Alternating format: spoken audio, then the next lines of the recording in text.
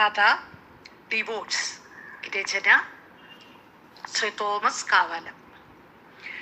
കർക്കിടക മാസത്തിലെ കറുത്ത വാവ് ദിവസമായിരുന്നു അത്.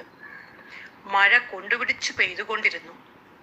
മഴയ്ക്കൊപ്പം ശക്തമായ കാറ്റും മഴയും വകവയ്ക്കാതെ ഗൗരവ് തിരുവില്ലാമനയിലേക്ക് നടന്നു. ഏകദേശം 2 വർഷം മുൻപാണ് അവൻ ആ ഇല്ലം വിട്ട് ഇറങ്ങിപ്പോകുന്നത്. അന്ന് അവൻ വിചാരിച്ചിരുന്നില്ല ഇതുപോലൊരു മടക്കം. താൻ ജീവന് തുല്യം സ്നേഹിച്ചവൾ തന്നെ ഇറക്കി വിട്ടപ്പോൾ അവന്റെ ഹൃദയം നുറുങ്ങിപ്പോയിരുന്നു. എങ്കിലും ഇതുപോലൊരു ദാരുണാന്ത്യം അവൾക്കുണ്ടാകുമെന്ന് അവൻ ഒരിക്കലും പ്രതീക്ഷിച്ചിരുന്നില്ല. കിഴക്കേതിലെ ചെല്ലച്ചേച്ചിയാണ് ആ വിവരം അവനോട് പറഞ്ഞത്. കേട്ടപ്പോൾ വിശ്വസിക്കാനായില്ല. അഹങ്കാരവും മുഷ്കും മുറ്റിനിന്ന് അവൾക്ക് എന്തു പറ്റി? ഒരു മുഴം കയറിൽ ജീവിതം അവസാനിപ്പിക്കാൻ അവൾ തീരുമാനിച്ചത് എന്തുകൊണ്ടാണ്? തന്നെ ഉപേക്ഷിച്ച് മറ്റൊരുവനെ സ്വീകരിച്ചപ്പോൾ എന്ത് പ്രതീക്ഷകളാണ് അവൾക്കുണ്ടായിരുന്നത്? അവന്റെ മനസ്സ് അവനോട് തന്നെ ചോദിച്ചുകൊണ്ടിരുന്നു. ഇല്ലത്തെത്തിച്ചേർന്നപ്പോൾ കുടമടക്കി ഒരു വശത്ത് വെച്ചിട്ട് അവൻ അകത്തേക്ക് കയറി. ഉമ്മർത്ത് തന്നെ നിലത്ത് അവളെ വെള്ള പുതച്ച് കിടത്തിയിരുന്നു. ആ മുഖത്തേക്ക് അവൻ ഒന്ന് നോക്കി. ആ കണ്ണുകളിൽ കണ്ണുനീർ പൊടിഞ്ഞു. എന്തു പറ്റി സിനി? എന്നോട് പറ. അവന്റെ അന്തരംഗം അവനോട് മന്ത്രിച്ചു. അല്ലെങ്കിലും അവളോട് അങ്ങനെ ആവശ്യപ്പെടാൻ അവളുടെ ആരുമല്ലല്ലോ താൻ എന്നവൻ സ്വയം ആശ്വസിച്ചു. കോലായിലേക്ക് നടന്നു ചെന്നപ്പോൾ അവൻ അവിടെ അവളുടെ അമ്മ മംഗളാദേവിയെ കണ്ടു.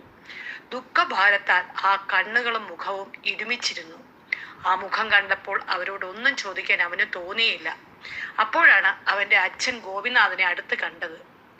എന്തു പറ്റിയച്ചാ? ഡിവോഴ്സ് കിട്ടിയപ്പോൾ വളരെ സന്തോഷത്തിലായിരുന്നല്ലോ.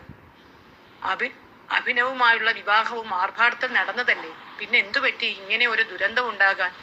ഇനിയും ഒരുപാട് ചോദ്യങ്ങൾ ചോദിക്കണമെന്നുണ്ടായിരുന്നു അവന്. ദൈവനിശ്ചയം, അല്ലാതെ എന്തു പറയാൻ. അഭിനവ് ഒരു ദരിദ്രവാസിയായിരുന്നു. എല്ലാവിധ ദുർഗുണങ്ങളുടെയും ഭണ്ഡാരം. കൂടെ പഠിച്ചവനാണെന്ന് പറഞ്ഞപ്പോൾ എല്ലാവരും സന്തോഷിക്കുകയായിരുന്നു. പക്ഷെ ലഹരിക്ക് അടിമയാണെന്ന് ആരറിഞ്ഞു? അവൾക്ക് പോലും അത് അറിയില്ലായിരുന്നു. ഈശ്വര, ഇതിനായിരുന്നോ ഇത്ര ധൃതി കാണിച്ചത്? കോലായിലെ ചക്രക്കസേരയിലിരുന്ന് ഗൗരവ് ആ പഴയ കാലം ഓർത്തെടുത്തു. ഗൗരവ്, എനിക്ക് ഡിവോഴ്സ് വേണം. സിനിയുടെ വാക്കുകൾ ഗൗരവിന്റെ മനസ്സിൽ ഇടിമിന്നൽ പോലെ പതിച്ചു. 7 വർഷത്തെ ദാമ്പത്യ ബന്ധം അവസാനിപ്പിക്കാൻ അവൾ തീരുമാനിച്ച് അവനെ തകർത്തു. വിവാഹം കഴിഞ്ഞ നാൾ മുതൽ ഒരു നാൾ അവൾ തന്നെ വിട്ടുപോകുമെന്ന് അവൻ പേടിച്ചിരുന്നെങ്കിലും ഇത്ര പെട്ടെന്ന് അവൾ ആ തീരുമാനത്തിലെത്തുമെന്ന് അവൻ കരുതിയിരുന്നില്ല. നമുക്ക് ഈ ബന്ധം ഇവിടെ അവസാനിപ്പിക്കാം. ഈ നാടകം എന്തിനാണ് ഇങ്ങനെ തുടരുന്നത്? സിനിയുടെ ശബ്ദത്തിലെ തണുത്ത ഭാവം ഗൗരവന്റെ ഹൃദയത്തെ വെട്ടിനുറുക്കി. നിനക്ക് എന്നെ മടുത്തു അല്ലേ?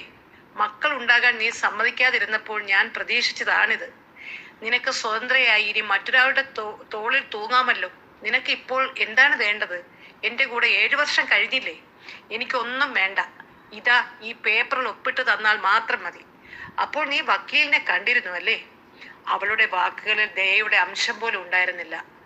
എന്താണ് നീ അതിൽ പറഞ്ഞിരിക്കുന്ന കാരണം? ഗാർഹിക പീഡനം? സ്ത്രീധനം ആവശ്യപ്പെടൽ? അയാളുടെ മുഖത്ത് ആശ്ചര്യവും നിസ്സംഗതയും നിഴലിച്ചിരുന്നു. ഒന്നുമല്ല, സിംപ്ലി ഗെറ്റ് ലോസ്റ്റ്. ഗൗരവിന്റെ അച്ഛൻ ഗോപിനാഥിന്റെ സഹോദരിയുടെ മകളായിരുന്നു സിനി. കുട്ടിക്കാലം മുതലേ ഒന്നിച്ച് കളിച്ചു വളർന്നവർ. സുനിയുടെ അഹങ്കാരവും ഗർവും തന്റെ അച്ഛനമ്മമാർക്ക് ഇഷ്ടമായിരുന്നില്ല. പക്ഷെ തന്റെ ഒരേ പിടിവാശി, അതിനെല്ലാവരും വഴങ്ങുകയായിരുന്നു. സൗമ പ്രകൃതിക്കാരനായ ഗൗരവ് എല്ലാം തന്മയത്വത്തോടെ കൈകാര്യം ചെയ്യുമെന്ന പ്രതീക്ഷയിലായിരുന്നു എല്ലാവരും. സുന്ദരിയായ സിനിക്ക് സർക്കാർ ജോലി കൂടി കിട്ടിയപ്പോൾ അവളുടെ അഹങ്കാരം വർദ്ധിച്ചു. ഒരു സർക്കാർ ജോലിക്കാരനെ തന്നെ അവൾക്ക് പങ്കാളിയായി കിട്ടണമെന്ന് അവൾ ആഗ്രഹിച്ചു. സിനിക്ക് ഈ ബന്ധത്തിൽ താല്പര്യമുണ്ടായിരുന്നില്ല. അവൾ അവളുടെ കൂടെ കോളേജിൽ പഠിച്ച അഭിനവുമായി പ്രണയത്തിലായിരുന്നു. ഗൗരവിന് അത് അറിയാമായിരുന്നെങ്കിലും അവൻ അത്ര ഗൗരവമായി എടുത്തില്ല. കുഞ്ഞിനാളിലെ തമാശകളിൽ ഒന്നായി അവൻ അതിനെ കരുതി. അവളെ മനസ്സിലാക്കാൻ ഗൗരവ് എത്ര ശ്രമിച്ചിട്ടും അവൾ അതെല്ലാം വെറും അഭിനയം പോലെ മാത്രമേ കണ്ടിരുന്നുള്ളൂ. പിരിയണം, അത്ര നിർബന്ധമാണോ? അവൻ വേദനയോടെ ചോദിച്ചു. അതെ. ഒരു നിമിഷം പോലും ആലോചിക്കാതെ അവൾ മറുപടി പറഞ്ഞു. അവളുടെ അഹങ്കാരം നിറഞ്ഞ വാക്കുകൾ ഗൗരവിന്റെ പ്രതീക്ഷകളുടെ വിളക്ക് കെടുത്തി. അവൻ ഒരു പുഞ്ചിരിയോടെ പേനയെടുത്ത് ആ പേപ്പറിൽ ഒപ്പിട്ടു. പക്ഷെ അവന്റെ ശാന്തമായ പ്രതികരണം സിനിയെ ഞെട്ടിച്ചു. അവൻ അപേക്ഷിക്കുമെന്ന് കരഞ്ഞ് കാലുപിടിക്കുമെന്ന് അവൾ കരുതി.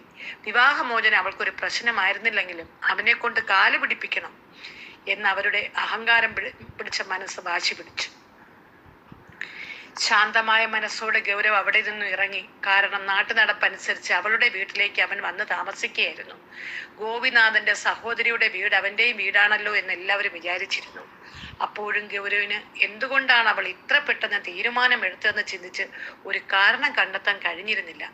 വീട് വിട്ട് ഗൗരവ് ഗേറ്റിലെത്തിയപ്പോൾ പെട്ടെന്നൊരു കാർ അവിടെ നിൽക്കുന്നത് അവൻ കണ്ടു. അതിൽ നിന്നൊരു ചെറുപ്പക്കാരൻ പുറത്തേക്ക് ഇറങ്ങി. എവിടെയോ കണ്ട പരിചയമുള്ളതുപോലെ അവൻ ഗൗരവിനെ ഒന്ന് നോക്കി.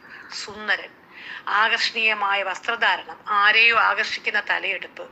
അവിടെ നിന്നുകൊണ്ട് ഗൗരവ് പുറകോട്ട് തിരിഞ്ഞൊന്ന് നോക്കി. സിനി വാതുക്കൽ തന്നെ നിൽക്കുന്നു. കാറിൽ നിന്നിറങ്ങിയ ചെറുപ്പക്കാരനെ സ്വീകരിക്കാൻ എന്ന വണ്ണം അവൾ കുറച്ചുകൂടി മുന്നോട്ടിറങ്ങി. അവളുടെ കണ്ണിലെ തിളക്കം ഗൗരവ് കണ്ടു. ഗൗരവ് എപ്പോൾ വന്നു? അച്ഛന്റെ ജ്യേഷ്ഠൻ ആനന്ദക്കുറുപ്പിന്റെ ചോദ്യം കേട്ടാണ് അവൻ വർത്തമാനകാലത്തിലേക്ക് വന്നത്. ഇതാ എത്തിയതേയുള്ളൂ. ഇന്ന് രാവിലെ. ഫ്ലൈറ്റ് വൈകി. ഇന്നലെ രാത്രി വരാനിരുന്നതാണ്. സുഖ അല്ലേ? തനിച്ച? അതെ അതെ. പെട്ടെന്നുള്ള യാത്രയ്ക്ക് എല്ലാവർക്കും ടിക്കറ്റ് കിട്ടിയില്ല. ആ സാഹചര്യത്തിൽ കൂടുതൽ ചോദ്യങ്ങൾ ഒഴിവാക്കാനായി അവൻ പുരയുടെ പിന്നാമ്പുറത്തേക്ക് ഇറങ്ങി. മഴ തോർന്നെങ്കിലും മരം പെയ്തുകൊണ്ടിരുന്നു. പക്ഷെ ചൂടിനൊരു കുറവും ഉണ്ടായിരുന്നില്ല. അവിടെ വിദൂരതയിലേക്ക് കണ്ണും നട്ട് അവൻ കുറച്ചു നേരം നിന്നു. ഓർമ്മകളുടെ ലോകം അപ്പോഴും അവനെ വലിഞ്ഞു മുറുക്കിക്കൊണ്ടിരുന്നു.